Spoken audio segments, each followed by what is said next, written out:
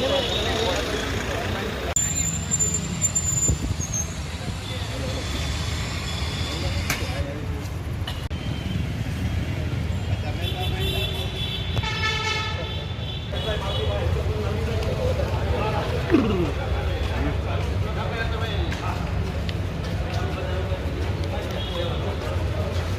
थारिया भैया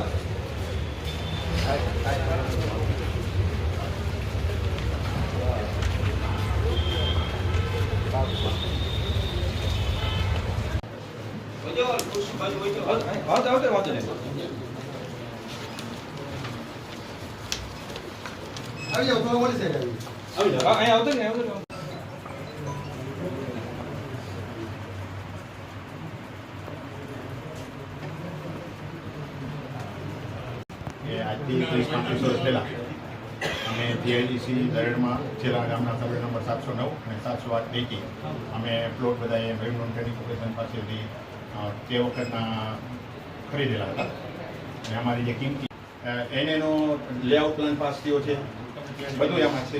એ આપણે અગાઉ મોકલી દીધું છે તમને, કલેક્ટર સાહેબના ઓફિસને અમે આપી દીધું છે બધું. હા, ચાલુ કરું. મારું નામ નિઝાર નુરુદ્દીન હેમનાણી. અમે જામનગર દરેડના જીઆઈડીસી પ્લોટ નંબર 709 અને 708ના તમામ પ્લોટ હોલ્ડર આજે અમે કલેક્ટર સાહેબશ્રીને આવેદનપત્ર આપ્યું છે.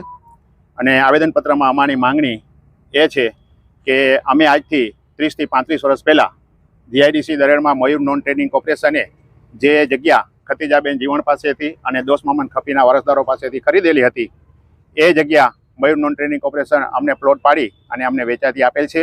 અને એના અમે ટોટલ રકમ ચૂકી દીધેલ છે આજથી 30થી 35 વર્ષ પહેલાં. આમ છતાં આજે પણ અમને એ દસ્તાવેજ નથી મળ્યો અને અમને એ જગ્યાનો ઉપયોગ અમે કરી શકતા નથી.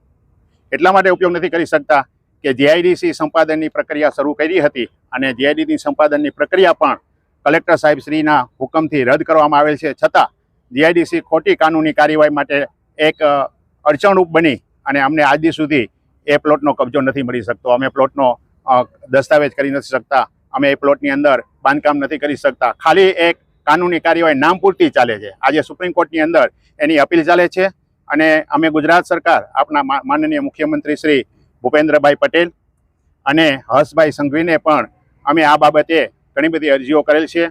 રાજકીય આગેવાનોને પણ અમે અરજીઓ કરેલ છે, પણ અમારી કોઈ પણ અરજીને સાંભળવામાં આવેલ નથી. અમે લગભગ 201 એક સર્વે નંબરમાં 200 જેટલા પ્લોટ હોલ્ડર છીએ, એટલે 400 ની આસપાસ પ્લોટ હોલ્ડર છીએ અબાઉટ. અમે એ વખતમાં અમારી 40 રૂપિયા ફૂટ 35 વર્ષ પહેલા 40 રૂપિયા ફૂટ 30 રૂપિયા ફૂટ એવી રકમો ચૂકીને લીધેલી છે અલગ અલગ બધાએ, અને લગભગ ₹1 લાખ 1.5 લાખ એ વખતની અંદર અમે ચૂકવ્યા છે. અને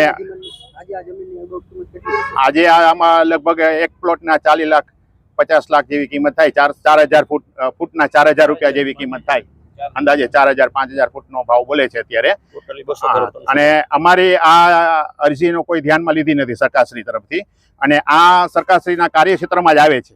જીઆઈડીસી છે એ આપણા ગુજરાત સરકારની અંદરમાં જ આવે છે, અને ગુજરાત સરકાર ધારે તો એ આ સુપ્રીમ કોર્ટની અપીલને વિદ્રોહ કરાવી અને અમને દસ્તાવેજ કરી અને અમને જમનભાઈ તરફથી પ્લોટ મળી શકે એમ છે.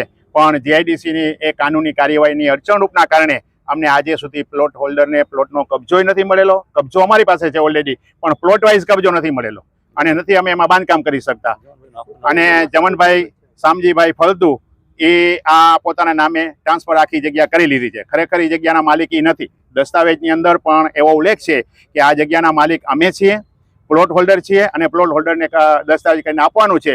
પણ અમે એને વારંવાર રજૂઆત કરીએ છીએ તો એ સુપ્રીમ કોર્ટનું બહાનું કાઢી અને અમને દસ્તાવેજ કરી આપતા નથી. તો અમારી આ બધાની સામે કાયદાકીય પગલાં લેવાય અને અમને જલ્દીથી પ્લોટનો કબજો મળે, દસ્તાવેજ મળે એવી અમારી માંગણી છે. ગુજરાત સરકાર આ બાબતે એક ગરીબ માણસની અમારી બધાની માંગણી તરફ થોડીક સહાનુભૂતિપૂર્વક વિચારે અને અમને જલ્દી કબજો મળે એવું કરી આપે.